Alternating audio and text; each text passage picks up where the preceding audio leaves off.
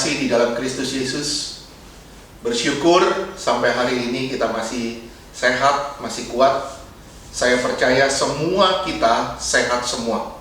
Saya percaya semua dalam kondisi baik, karena penyertaan dan pemeliharaan Tuhan selalu hebat bagi kita semua. Amin. Saya rindu kita semua tetap maju, tetap bertumbuh, tetap beribadah, tetap berdoa, supaya benar-benar roh kita terus bangkit. Jangan sampai roh kita padam. Walaupun kita online, tapi terus kita bangkit.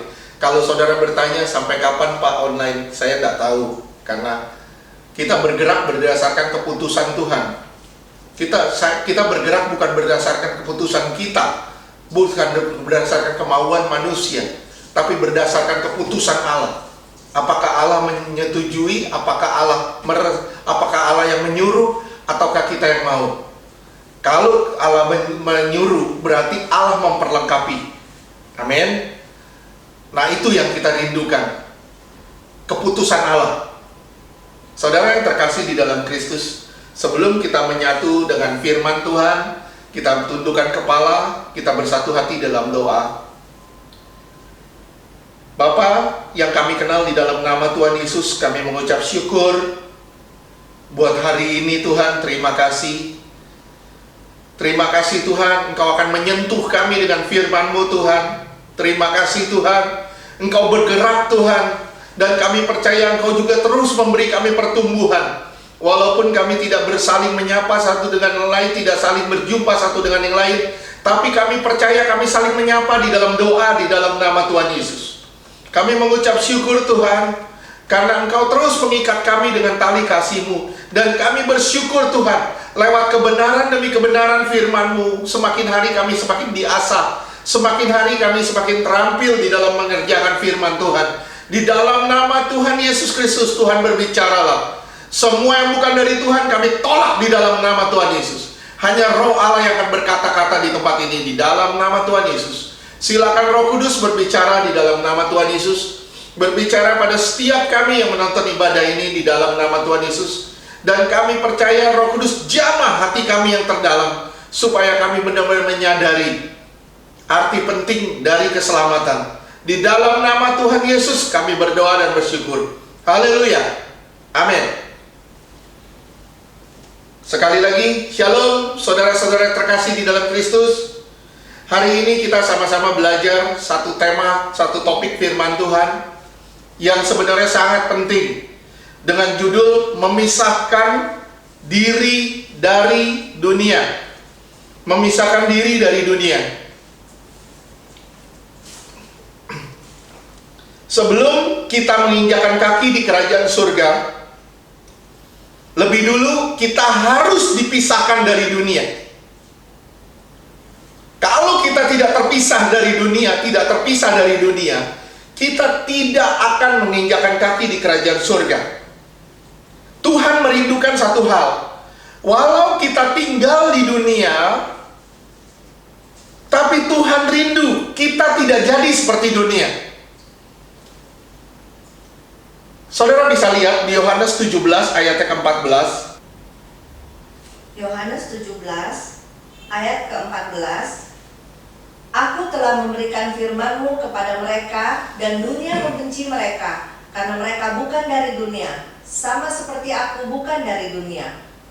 Iya, kamu tinggal di dunia, tapi kamu tidak boleh seperti dunia.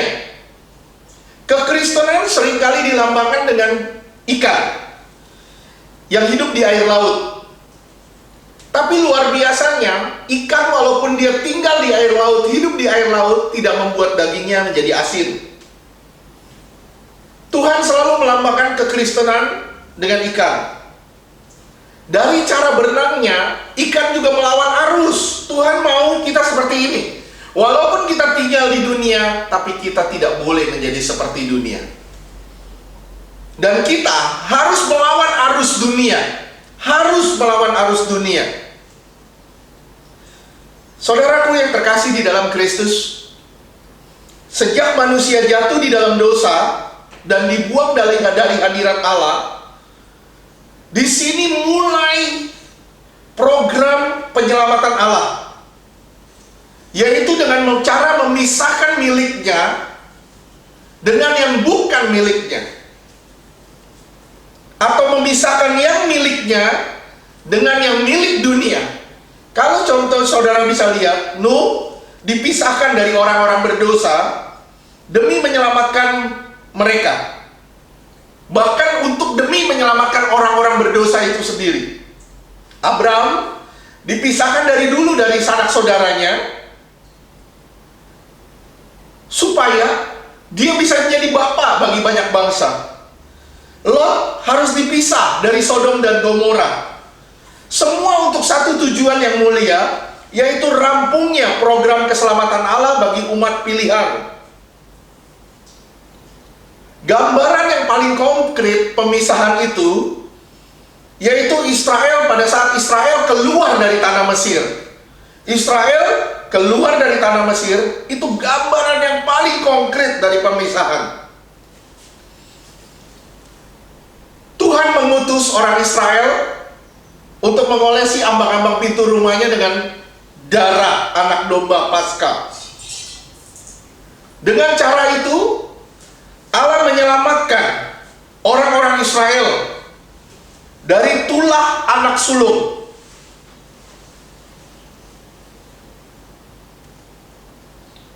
Tapi permasalahannya bukan ambang pintunya, bukan bergantung dari ambang pintunya, baik buruknya ambang pintu, bukan dari situ. Tapi bukan juga bergantung dari baik buruknya anak sulung, tidak bergantung dari baik buruknya rumah itu. Tapi ada tidaknya darah, semuanya bergantung dari ada tidaknya darah. Jadi di sini Tuhan ingatkan kita, beroleh selamat tidak bergantung dari baik buruknya budi pekerti kita, tidak bergantung dari baik buruknya perbuatan kita, tidak bergantung dari baik buruknya tingkah laku kita, tapi ada tidaknya tanda darah di dalam saudara dan saya sebagai tanda anugerah dari Tuhan. Selamat tidak berkaitan dengan diri kita, tapi selamat adalah pemberian Allah.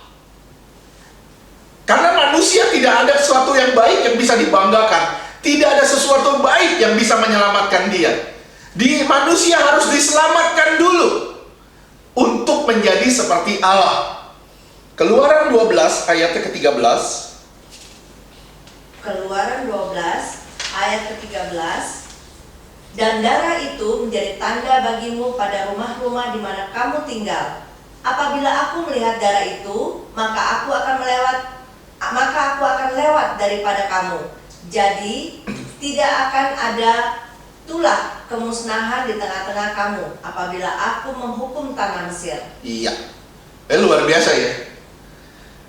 Jadi keselamatan tidak bergantung pada diri kita, tidak bergantung dari ambang pintunya, tidak bergantung dari baik buruknya rumahnya, tidak bergantung dari baik buruknya anak sulung. Bukan itu bergantungnya, tapi bergantung ada tidaknya tanda darah itu di dalam saudara dan saya sebagai tanda anugerah. Ini luar biasa saudara. Kita adalah orang yang telah menerima kasih karunia, orang yang telah ditebus dengan darah. Tapi ingat saudara, ingat, orang yang telah ditebus oleh darah tidak bisa diam di tempat. Tidak bisa diam di tempat. Siapapun yang telah ditebus oleh darah, dia harus berlangkah keluar. Dia harus pergi keluar.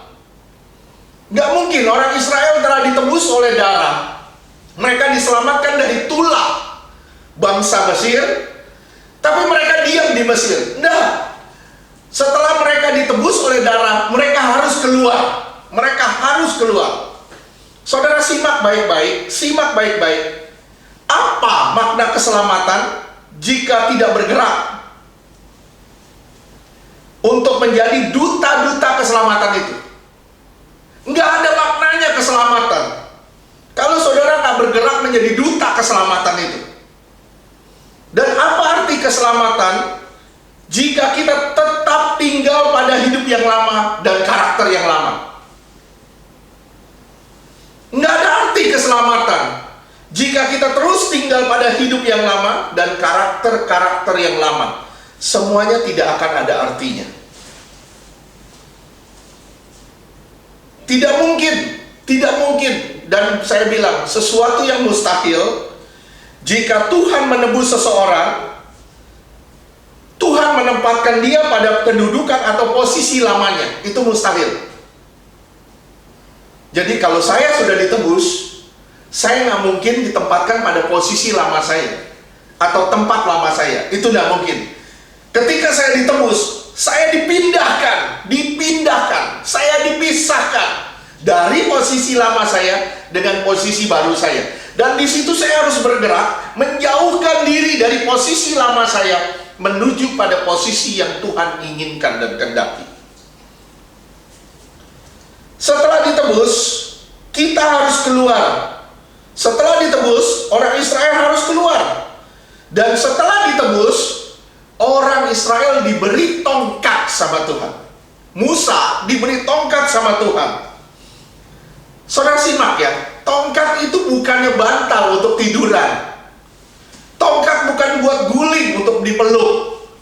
Tongkat itu tujuannya untuk berjalan, untuk keluar.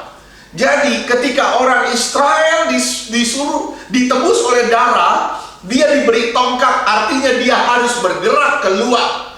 Jadi siapapun yang merasa sudah ditebus oleh darah Yesus, tapi tetap tinggal pada hidup yang lama, engkau tidak menghargai korban darah Yesus.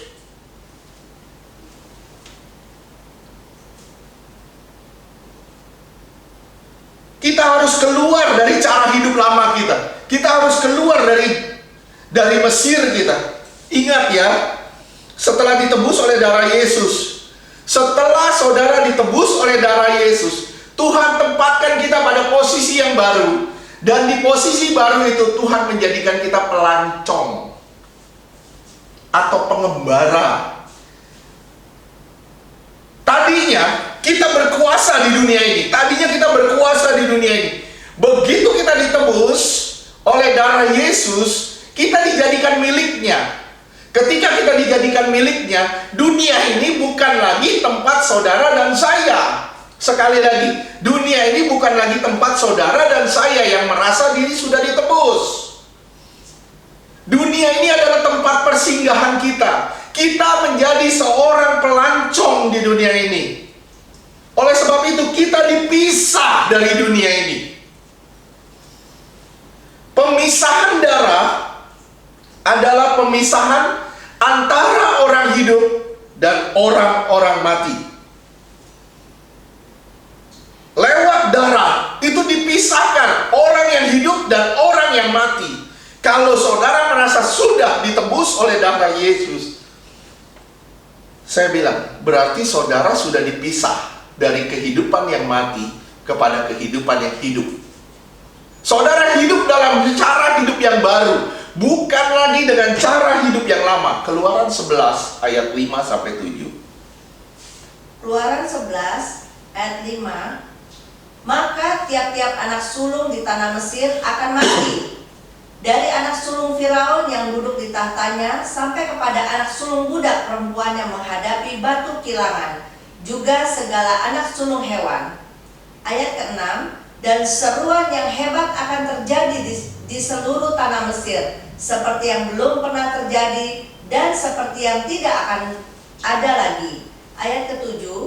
Tetapi kepada siapa juga dari orang Israel, seekor anjing pun tidak akan berani menggonggong, baik kepada manusia maupun kepada binatang, supaya kamu mengetahui bahwa Tuhan membuat perbedaan antara orang Mesir dan orang Israel.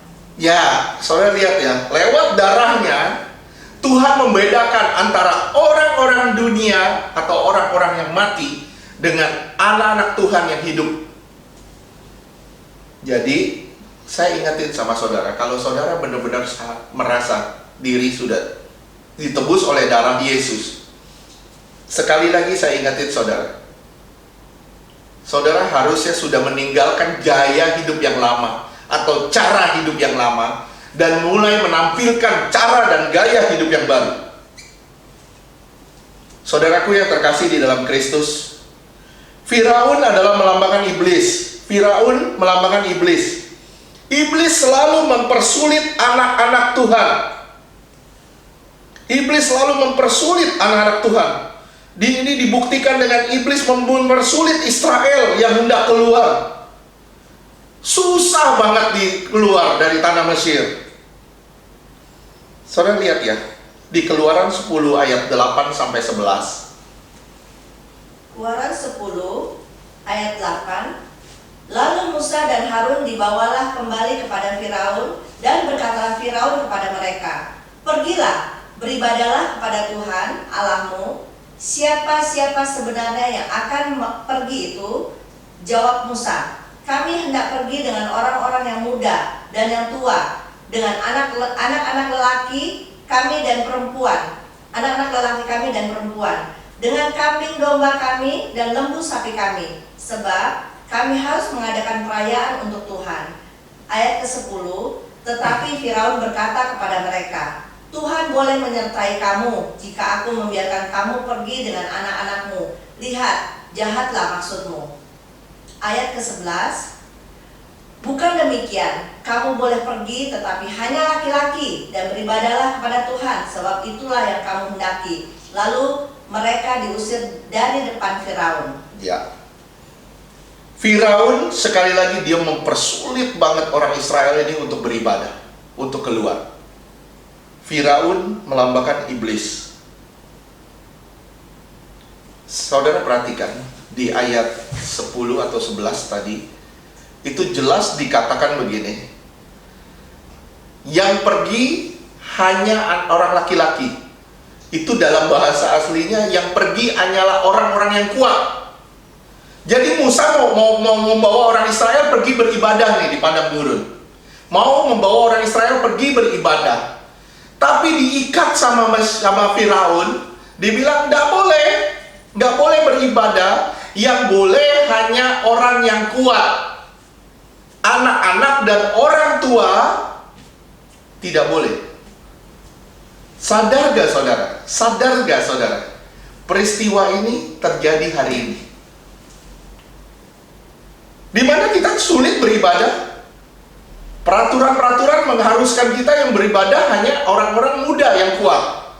Anak-anak, orang tua tidak boleh beribadah. Kejadian yang terulang lagi sebenarnya.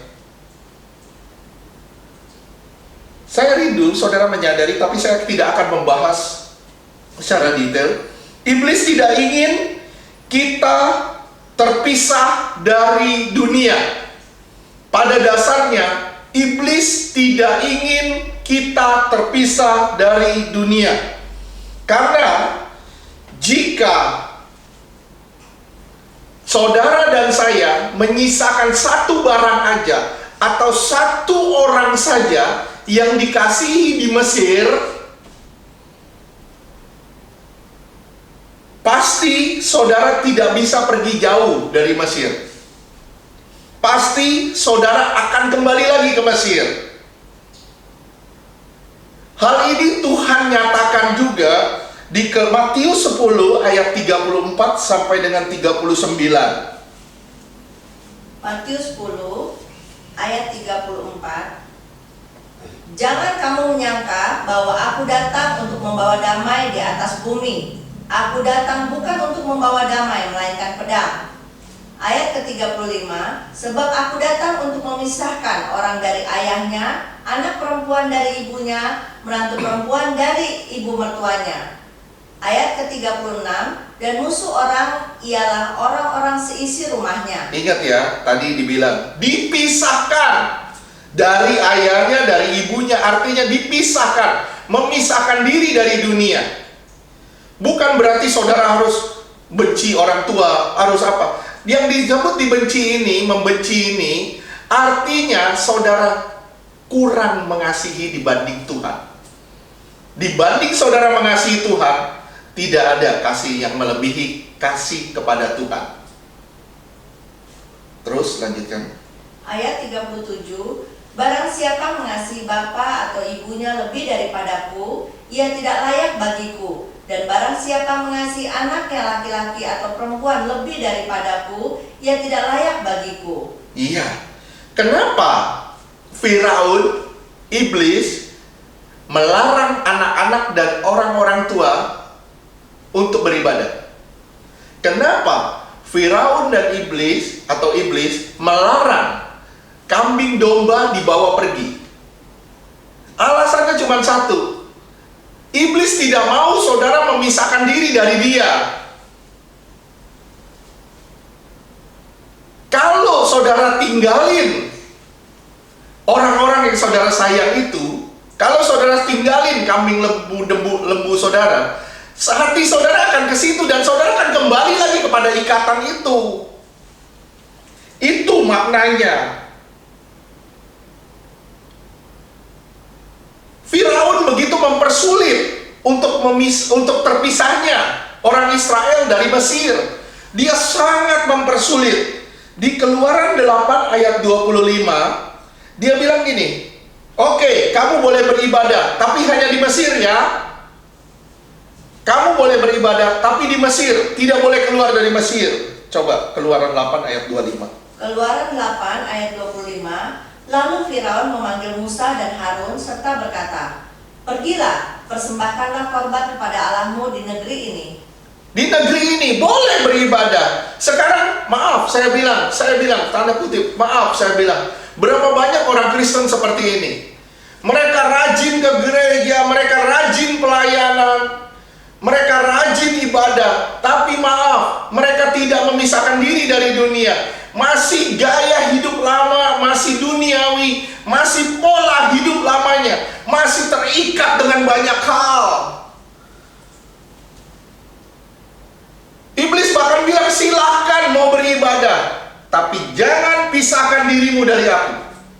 Silahkan beribadah, tapi tidak boleh pergi jauh. Kamu harus beribadah di sini. Saya rindu saudara bisa ngerti apa yang dijabarkan ini. Oke? Tidak boleh pergi jauh ya. Di sini aja. Ibadahnya di sini aja. Boleh beribadah, boleh lakukan ini, boleh ke gereja, boleh pelayanan, boleh.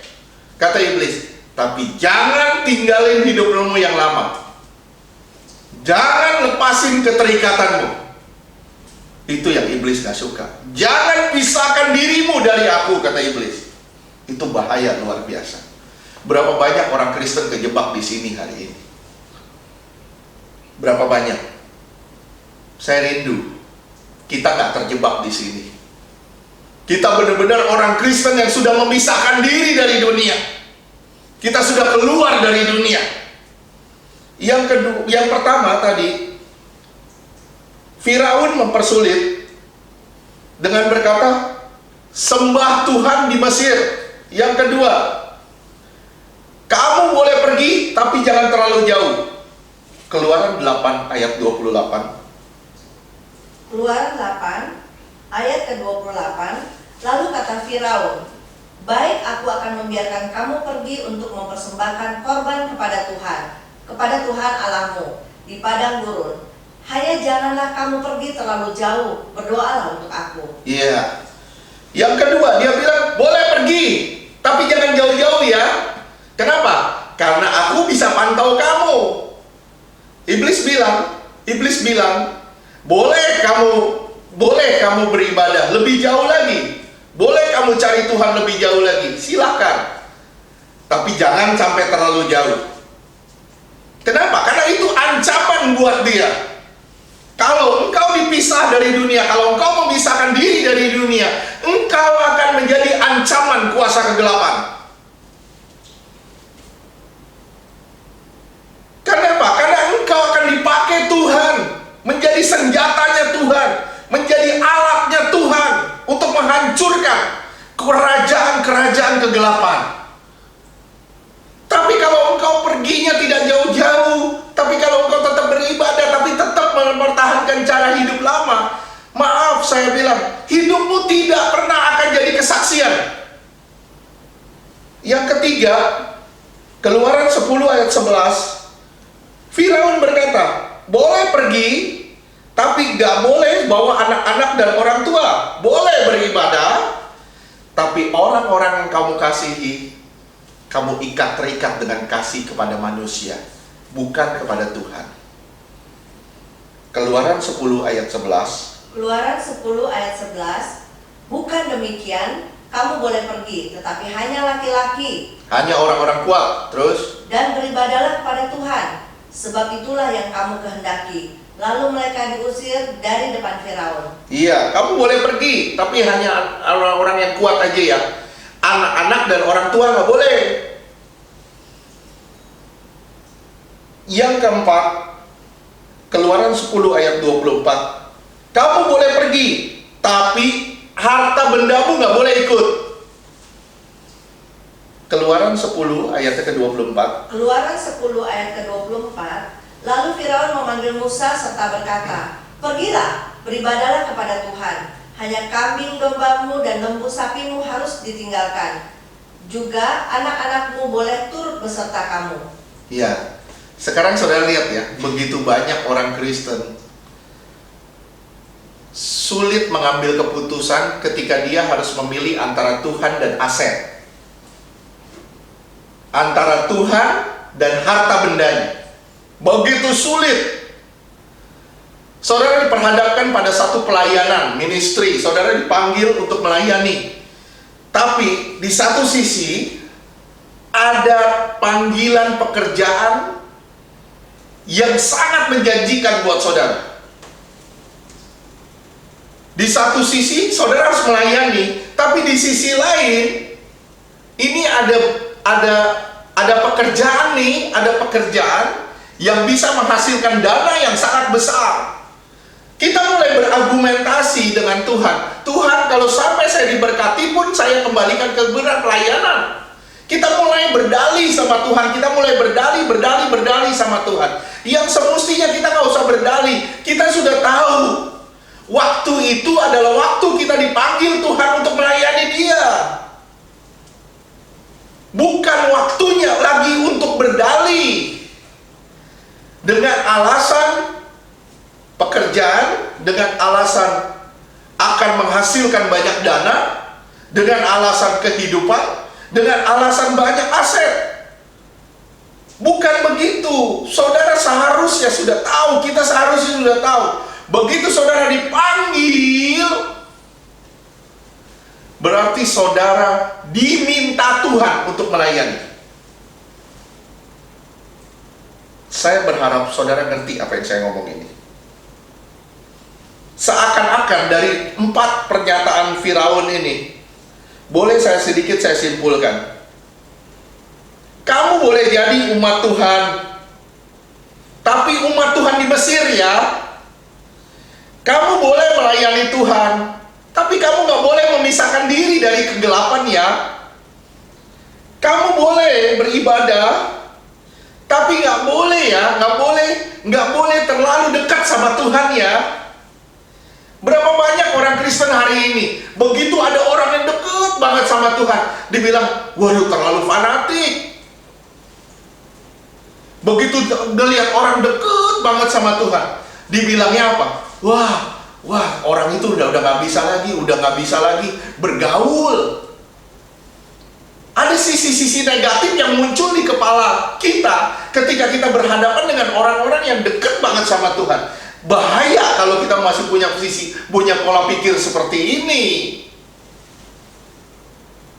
Justru seharusnya kita sampai ke titik itu, yaitu dekat banget sama Tuhan. Kita pisahkan diri dari kuasa kegelapan. Ingat, hati-hati saudara. Sekali lagi saya bilang hati-hati, karena iblis tidak pernah akan melepaskan saudara begitu aja. Saya ingatin sekali lagi, iblis tidak pernah akan melepaskan saudara begitu aja.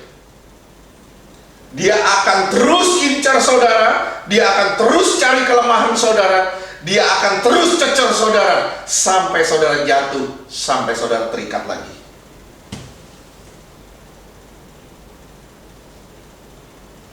Orang Kristen yang beribadah tapi ngasih hidup yang lama, orang Kristen yang beribadah tapi tidak mau memisahkan diri dari dunia, orang Kristen yang beribadah tapi tidak mau berkata tidak pada dosa, saya bilang, orang Kristen ini adalah orang Kristen yang hidupnya tidak menjadi kesaksian.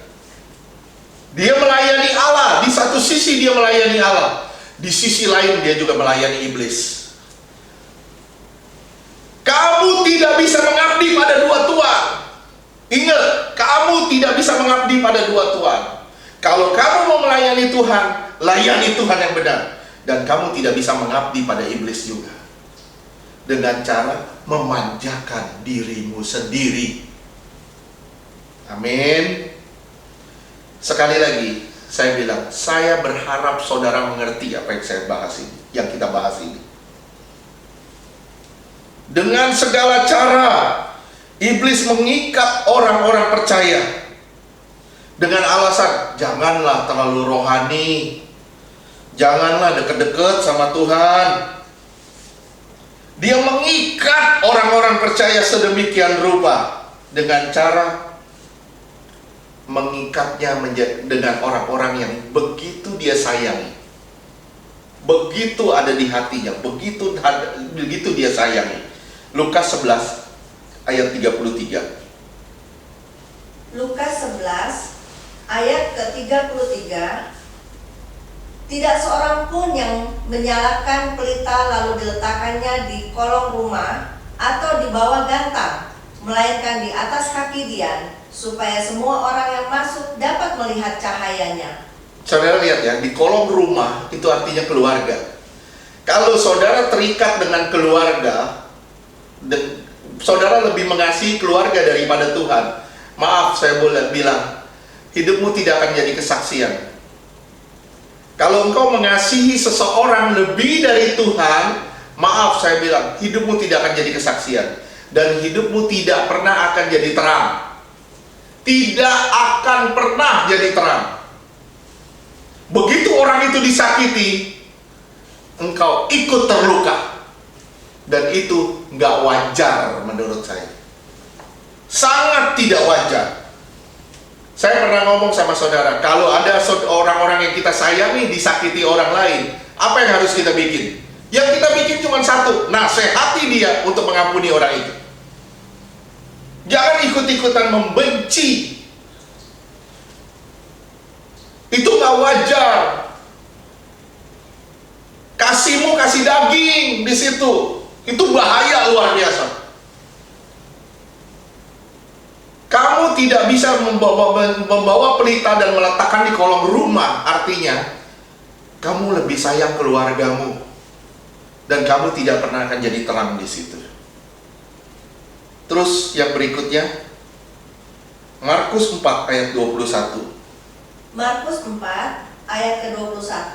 Lalu Yesus berkata kepada mereka, orang membawa pelita bukan supaya ditempatkan di bawah gantang atau di bawah tempat tidur, melainkan supaya ditaruh di atas kaki Dian. Tempat tidur itu bicara tentang harta. Kamu nggak bisa jadi terang, kamu nggak bisa jadi teladan, kamu nggak bisa bawa pelita, bawa terang kemana-mana kalau kamu terikat dengan harta, kalau kamu terikat dengan aset. Kamu nggak akan pernah bisa jadi terang dimanapun kamu berada. Maaf ya, maaf. Seperti orang yang mendekap hartanya. Tangan cuma dua, dia dekap hartanya.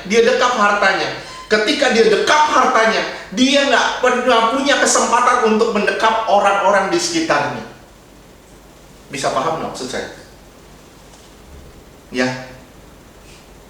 Saya punya tangan dua, saya bisa dekap satu nih. Saya bisa dekap satu orang. Saya bisa dekap istri saya. Ketika saya dekap istri saya, dekap erat istri saya nggak bisa dekap orang lain di sekitar saya. Tuhan mau kita jadi berkat bagi orang lain. Tuhan mau kita mendekap siapa saja yang ada di sekitar kita, supaya hidup kita benar-benar menjadi terang dimanapun kita berada.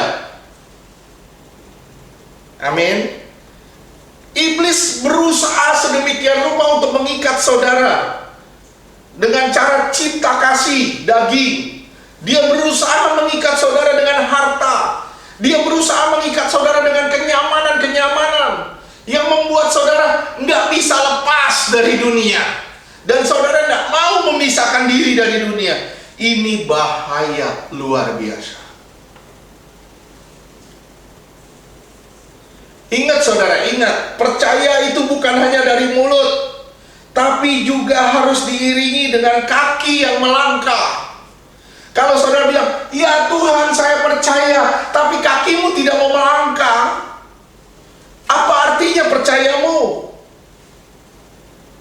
Kalau saudara bilang, ya Tuhan saya percaya, tapi saudara nggak mau keluar dari ikatan, saudara nggak mau memisahkan diri dari dunia. Kita harus berada di padang gurun, bukan di Mesir. Kita harus jadi pelancong, bukan di Mesir jadi budak. Tuhan gak mau saudara di Mesir jadi budak, tapi saudara di padang gurun jadi pelancong. Itu kehendak Tuhan. Padang gurun itu bicara tentang dunia secara material atau tempat. Sekali lagi, padang gurun itu bicara tentang dunia secara material atau tempat. Mesir itu bicara juga tentang dunia, tapi secara moral. Dan ini bicara tentang sistem. Tuhan bilang ini di 1 Yohanes 2 ayat 15 sampai 16. 1 Yohanes 2 ayat 15. Janganlah kamu mengasihi dunia dan apa yang ada di dalamnya. Jikalau orang mengasihi dunia, maka kasih akan Bapa tidak ada di dalam orang itu.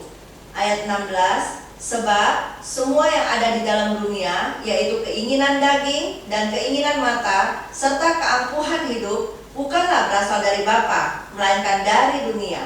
Iya. Jangan pernah saudara mengasihi dunia ini. Kenapa? Karena kalau saudara mengasihi dunia, toh dunia akan hancur kok.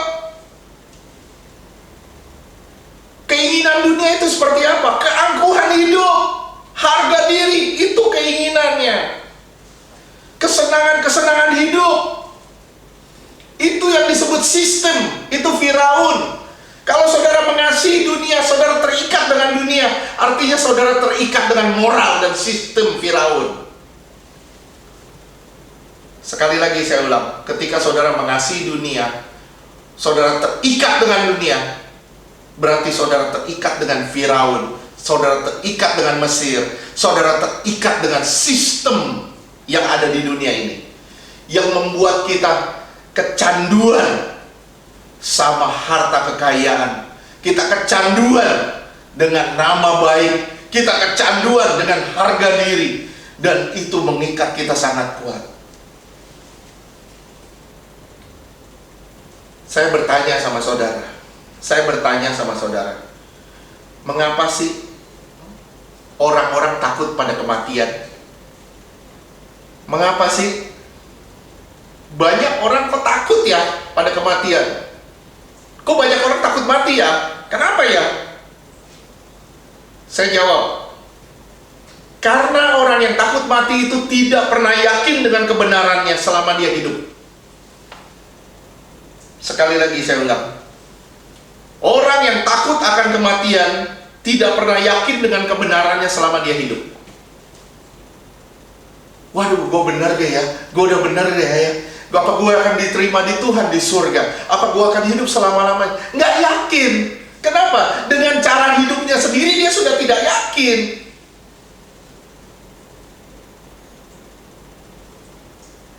Kita harus punya prinsip. Saudara harus tanamin ini di hati saudara. Saudara harus tanamin ini di hati kita semua.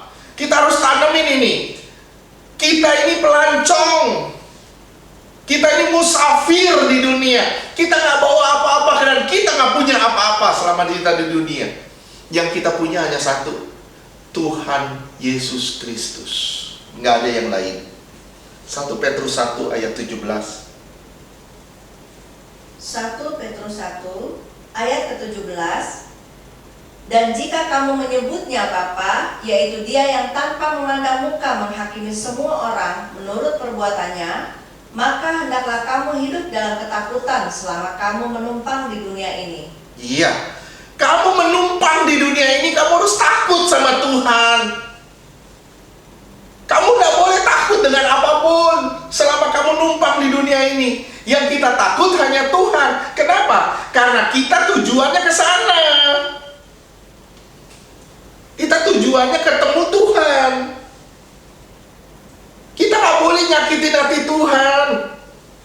Kalau kita nyakitin hati Tuhan, berarti kita gak benar hidup kita. Saudaraku yang dikasihi Tuhan, pandangan kita harus ditujukan pada tanah yang dijanjikan. Kalau pandangan saudara ditujukan pada tanah yang dijanjikan, maka kita akan berjalan keluar dari Mesir, dan kita berjalan memisahkan diri dari Mesir, yaitu memisahkan diri dari dunia. Dasar pemisahan apa? Dasar pemisahan darah namanya. Darah domba Allah. Itu dasar dari pemisahan kita.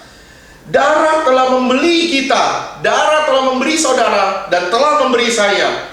Oleh sebab itu, kita harus dipisahkan dari dunia. Kalau saudara sudah dibeli, berarti saudara sudah milik yang lain. Kalau saudara sudah milik yang lain, berarti saudara harus memisahkan dari pemilik lamanya.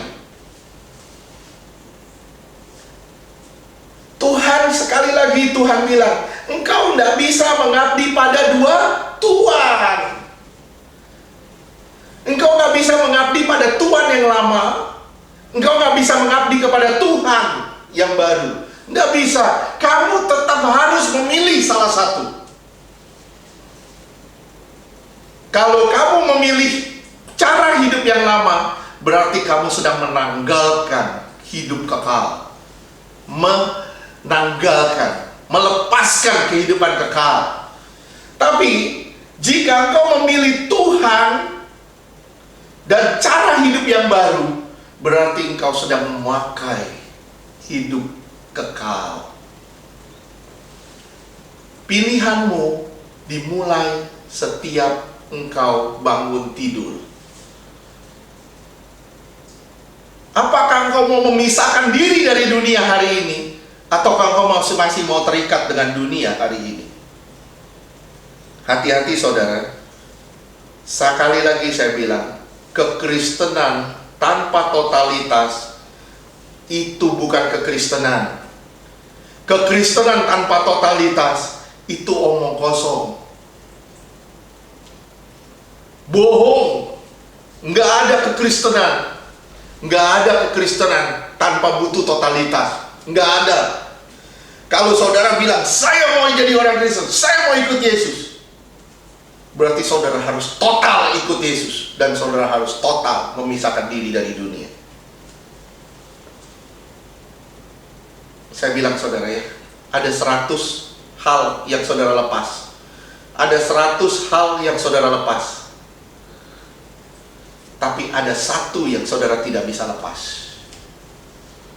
Saya tanya sama saudara, apakah posisimu masih terikat atau tidak? Masih terikat pasti kan? 100 saudara lepas, 1 saudara ikat, tetap engkau masih terikat. Istilahnya gini, ada 100 ikatan di badan kita. Ada 100 ikatan di badan kita. Saudara begitu terikat. Tapi saudara sudah lepaskan 99 ikatan di badan saudara. Sisa 1, tetap engkau nggak bisa maju. Tetap engkau nggak bisa maju. Dan tetap engkau nggak bisa lepas. Saya berharap saudara ngerti sampai di sini. Ingat ya, prinsipnya apa? Prinsipnya gimana? Caranya Pak supaya saya lepas? Engkau cuma cukup bersandar sama Tuhan. Kita gak punya kekuatan untuk melepaskan diri dari ikatan, tapi Tuhan punya kuasa untuk melepaskan kita dari ikatan.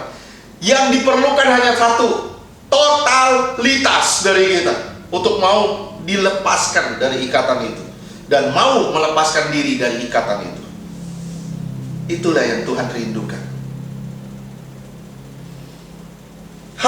yang harus dilepas. Kalau saudara bertanya, Pak, hal apa sih yang harus saya lepasin? Hal apa sih yang harus saya lepasin di dunia ini? Ada 3 hal. Ada 3 hal yang kita harus lepaskan. Yang pertama, kepemilikan. Selama kita masih mempunyai kepemilikan, engkau masih terikat. Anak muda yang kaya yang datang ke Yesus, dia sudah melakukan banyak hal. Sampai dia bilang, aku menghormati orang tua, aku tidak berzina, aku tidak mencuri dan segala macam. Tapi dia tidak bisa melepaskan hasetnya. Dia begitu terikat dengan harta bendanya. Akhirnya apa yang terjadi?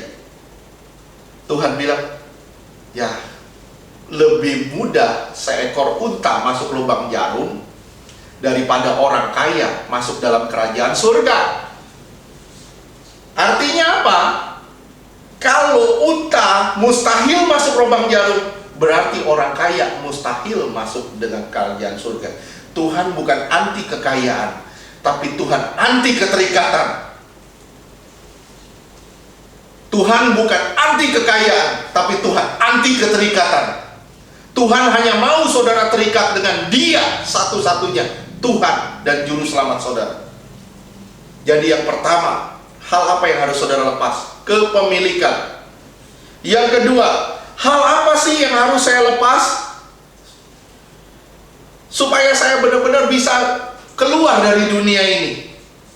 Hal yang kedua namanya harga diri. Selama engkau masih mempertahankan harga dirimu, engkau tidak mau dilukai, engkau tidak mau begini, enggak boleh ada orang sentuh aku, enggak boleh ini, enggak boleh ini. Begitu kamu disentuh, waduh, aksinya luar biasa. Bela diri sana, bela diri sini, bela diri sana, bela diri sini. Itu harga diri. Kalau harga dirimu nggak dilepas, maaf, engkau nggak berharga di mata salib. Saya ulang sekali lagi, jika harga dirimu tidak dilepas hari ini, engkau tidak ada harganya di mata salib. Berubah ya, berubah ya. Saya rindu kita semua berubah. Yesaya 14 ayat 3 dan 4. Yesaya 14 ayat 3 dan 4. Ayat 3. Hai anak manusia, orang-orang ini menjunjung berhala-berhala mereka dalam hatinya dan menempatkan di hadapan mereka batu sandungan yang menjatuhkan mereka ke dalam kesalahan. Apakah aku mau mereka meminta petunjuk daripadaku? Ayat keempat. Oleh sebab itu, berbicara kepada mereka dan katakan, beginilah firman Tuhan Allah. Setiap orang dari kaum Israel yang menjunjung berhala-berhalanya dalam hatinya dan menempatkan di hadapannya batu sandungan yang menjatuhkannya ke dalam kesalahan, lalu datang menemui nabi aku, Tuhan sendiri akan menjawab dia oleh karena berhala-berhalanya yang banyak itu. Ayat 7. Ayat 7. Karena setiap orang baik dari kaum Israel maupun dari orang-orang asing yang tinggal di tengah-tengah Israel yang menyimpang daripadaku dan menjunjung berhala-berhalanya dalam hatinya dan menempatkan di hadapannya batu sandungan yang menjatuhkannya ke dalam kesalahan, lalu datang menemui nabi untuk meminta petunjuk padaku, baginya aku Tuhan sendiri akan menjawab dia. 8. Ayat 8. Aku sendiri akan menentang orang itu dan aku akan membuat dia menjadi lambang dan kiasan dan melenyapkannya dari tengah-tengah umatku, dan kamu akan mengetahui bahwa akulah Tuhan. Apa saudara berhala di dalam hati? Saya tanya sama saudara, apa berhala di dalam hati? Berhala di dalam hati itu namanya harga diri. Dan kalau saudara mempertahankan harga diri, firman Tuhan jelas di ayat 8 dibilang, aku akan menentang kamu. Selama harga dirimu dipertahankan, engkau akan kehilangan segala-galanya. Tuhan di bumi disalib bersama dengan perampok, seperti seorang perampok. Saya bilang sama saudara, engkau gak bisa jadi orang yang minta dilulukan. dihormati, minta dihargai. Nggak bisa. Saya bilang, seorang murid tidak lebih dari gurunya. Saya ulang sekali lagi, Tuhanmu di bumi ini disalib laksana seorang perampok. Engkau tidak bisa dilulukan. Tuhan dihina. Kenapa kita masih cari harga diri? Kalau Tuhan saja sudah dihina, kenapa kita masih ribut sama harga diri kita? Kita ribut, orang ini menyakiti kita, terus bela diri ke sana kemari, bela diri ke sana kemari. Saya bilang, Tuhan gak akan jadi pembelamu. Cukup engkau membela dirimu saja. Yang kedua, harga diri. Apa saja yang harus dilepaskan. Yang ketiga, dosa dan kesenangan-kesenangan dunia. 2 Korintus 3 ayat 2. 2 Korintus 3 ayat yang kedua, kamu adalah surat pujian kami yang tertulis dalam hati kami, dan yang dikenal dan yang dapat dibaca oleh semua orang. Ingat ya saudara, kita ini suratan yang terbuka. Orang bisa lihat siapa kita melalui tingkah laku dan perbuatan kita. Orang bisa membaca kita, orang bisa lihat kita. Hati-hati saudara, hati-hati saudara. Berapa jauh kau bisa mempertahankan kemunafikan? Suatu hari pasti akan terbongkar kemunafikan itu. Berapa jauh kau bisa menyembunyikan kejahatan? Tuhan bilang, apa yang ditutup tidak bisa tidak dibuka. Semua pasti akan dibuka, kata Tuhan.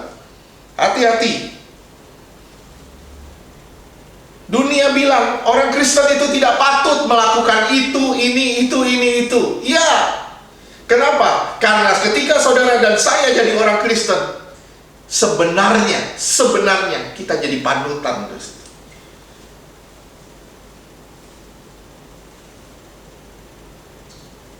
Penilaiannya dimulai dari kita orang Kristen. Apakah kita masih duniawi atau enggak? Orang dunia akan melihat kita, dan di situ akan dilihat kekristenan itu benar di hadapan dunia, dan akan banyak orang mencari Tuhan. Hati-hati saudara, dosa dan kesenangan-kesenangan bisa membuat rohani kita padam. Hati-hati. Sekali lagi, dosa dan kesenangan-kesenangan dunia bisa membuat rohanimu padam. Hati-hati. 1 Tesalonika 5 ayat 19. 1 Tesalonika 5 ayat ke-19. Janganlah padamkan roh. Jangan padamkan roh. Gimana caranya kita padamkan roh? Gimana caranya kita padamkan roh? Cukuplah hidup dalam dosa, dan cukuplah mencari kesenangan diri sendiri. Galatia 6 ayat 14. Galatia 6 ayat ke-14, demikian firman Tuhan. Tetapi aku sekali-kali tidak mau bermegah selain dalam salib Tuhan kita Yesus Kristus. Sebab olehnya dunia telah disalibkan bagiku, dan aku bagi dunia. Iya, ini pernyataan Paulus. Dunia sudah disalibkan bagiku, artinya dunia sudah tidak ada artinya. Jadi begini, Paulus menyatakan begini, salib itu berdiri di tengah antara dunia dan Tuhan. Salib itu berdiri di tengah. Ketika saudara mau ke dunia, salib itu akan menghalangi saudara. Ketika saudara mau ke Tuhan, salib itu akan nuntun saudara ke Tuhan. Tapi ketika saudara mau ke dunia, salib ini menjadi penghalangnya. Salib itu menjadi penengah, berdiri di antara dunia dan Tuhan. Dunia telah salibkan Tuhanku. Oleh sebab itu aku pun telah tersalib bagi dunia. Sekali lagi, dunia telah salibkan Tuhanku. Oleh sebab itu aku pun telah tersalib bagi dunia. Dunia sudah tidak ada artinya bagiku. Orang Kristen harus sampai ke tahap ini. Kalau saudara mengaku orang Kristen, saudara harus sampai ke tahap ini. Tahap apa, Pak? Saya ingat ya, catat baik-baik. keadaan Tuhan itu adalah keadaanku. Keadaan Tuhan itulah keadaanku. Kalau Tuhan menderita selama di dunia, oke, aku ikuti jalan salib bersama dengan Tuhan. Kalau Tuhan ditolak di dunia, oke, aku ikuti jalan Tuhan. Kita harus sampai ke tingkat ini. Keadaan Tuhan itulah keadaan kita. Dunia itu kebalikan dari salib, dan dunia juga kebalikan dari Tuhan. Jadi apa saja yang harus dilepas selama saudara di dunia? Semua yang bisa merusak hubungan antara saudara dengan Allah itu harus dilepas. Semua yang bisa memadamkan roh itu harus dilepas. Dan apa saja yang bisa menghalangi saudara dan saya untuk menjadi terang, itu harus dilepas. Semua hal ini harus saudara lepas. Kalau saudara menyadari, oh ternyata itu bisa membuat kacau hubungan saya dengan Tuhan. Oh, itu bisa membuat saya tidak berapi-api lagi di dalam Tuhan. Oh, itu bisa membuat saya tidak menjadi terang dan garam bagi sesama saya. Itu harus saudara lepas. Saudara harus menyadari, begitu saudara belajar firman, akan banyak yang tersingkap. Bagaimana maunya Tuhan dan bagaimana rencana Tuhan atas hidup saudara. Ingat saudara, iblis terus akan membuat dosa itu tersamar sampai kita nggak sadar lagi. Kita nggak sadar kalau kita sedang berdosa. Kita nggak sadar. Kita baru sadar begitu ada teguran. Atau jika saudara sadar, saudara sudah terikat. Itu aja. Iblis akan buat saudara tersamar terus. Saya kasih contoh satu. Kita pernah melayani waktu itu di Wonosobo. Ada satu orang bapak. Dia punya nasar sama Tuhan. Dia bilang gini, Tuhan, kalau tanahku laku, aku akan beri buat gereja. Bertahun-tahun tanahnya tidak laku. Tanahnya tidak laku. Tapi kemudian begitu tanahnya laku, pendetanya di mana bapak ini bersaksi, di mana bapak ini bernasar, di mana bapak ini bernasar, pendetanya meninggal. Tanahnya baru laku. Dia pikir dia berjanji sama pendeta. Ingat saudara, apapun yang saudara janjikan dengan Tuhan, itu terikat dengan Tuhan. Apapun yang saudara janjikan untuk pelayanan, itu terikat dengan Tuhan. Dan iblis sangat pintar, dia buat ini tersamar. Dia buat sedemikian rupa tersamar.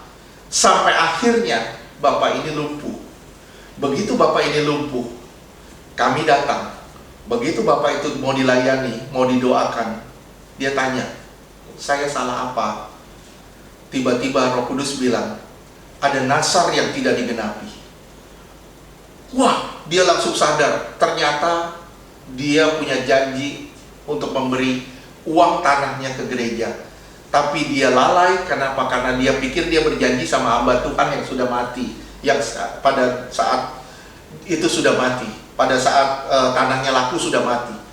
Tapi tidak, dia tidak berjanji pada hamba Tuhan, dia berjanji pada Tuhan. Nah, singkat cerita, dia bertobat, dia minta ampun sama Tuhan. Apa yang terjadi? Apa yang terjadi? Besok paginya, bapak ini jalan sehat sempurna. Yang tadinya sudah lumpuh total. Satu desa itu geger. Langsung pada teriak, bapak itu jalan, bapak itu bisa jalan, bapak itu bisa jalan. Ingat ya saudara, dia akan buat semuanya tersamar.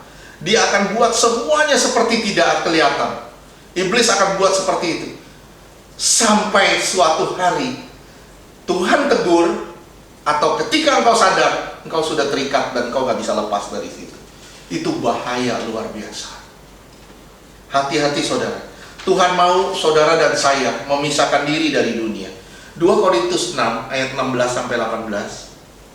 2 Korintus 6 ayat 16. Apakah hubungan bait Allah dengan berhala? Karena kita adalah bait dari Allah yang hidup menurut firman Allah ini.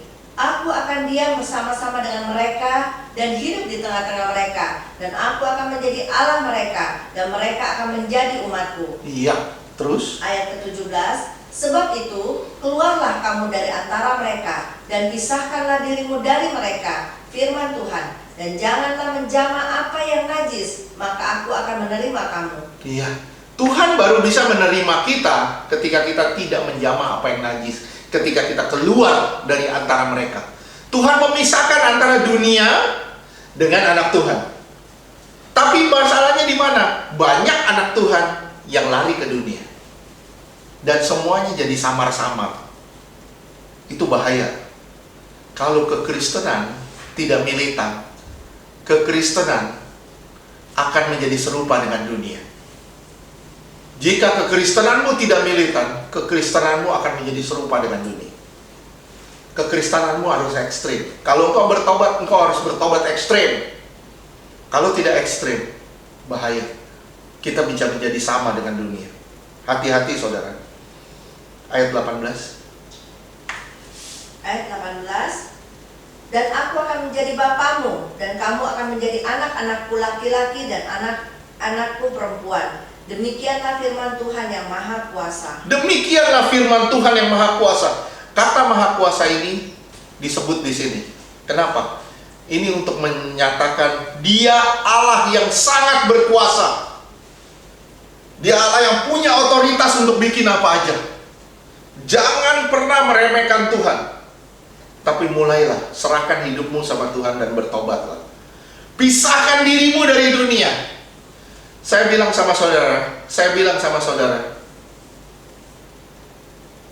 nggak lama lagi Tuhan datang. Oke, kita bersiap, bergegas. Kita bergegas untuk kedatangan Tuhan itu. Gimana caranya saudara bergegas untuk kedatangan Tuhan? Tidak bisa tidak, saudara harus memisahkan diri dari dunia. Nggak ada cara lain. Baru saudara bisa diterima di hadapan Allah. Saya merindukan kita benar-benar bertobat, kita benar-benar berubah. Karena tujuannya satu. Iblis tidak pernah akan berhenti mengikat saudara. Tapi Tuhan dengan setia menunggu saudara. Ayo sama-sama kita berbalik ke jalan Tuhan dan kita pisahkan diri dari dunia. Amin. Tuhan memberkati. Kita bersatu dalam doa. Saudara tundukkan kepala, taruh tanganmu di dada. Tuhan Yesus, terima kasih untuk setiap perkataanmu yang luar biasa. Engkau rindu Tuhan kami memisahkan diri dari dunia. Engkau rindu Tuhan kami sungguh-sungguh menjadi orang-orang Kristen yang militan Tuhan. Tuhan, Kau rindu Tuhan kami berjalan di dalam jalan salib Tuhan. Menjauh dari dunia, menjauh dari dunia, bukan menyatu dengan dunia. Tuhan Yesus, tolong kami, mampukan kami. Karena Engkau Allah yang Maha Kuasa, Engkau Allah yang berkuasa, Engkau Allah yang sanggup mensuplai kami dengan kekuatan demi kekuatan. Engkau Allah yang memampukan kami untuk berjalan dalam kebenaran demi kebenaran. Terima kasih Tuhan. Terima kasih Tuhan. Mampukan kami terus sampai kami berhadapan muka dengan Tuhan, dan kami kedapatan tidak bercacat, tidak bercela. Di dalam nama Tuhan Yesus kami berdoa dan bersyukur. Haleluya. Amin. Tuhan berkati saudara. Maju terus dalam Tuhan.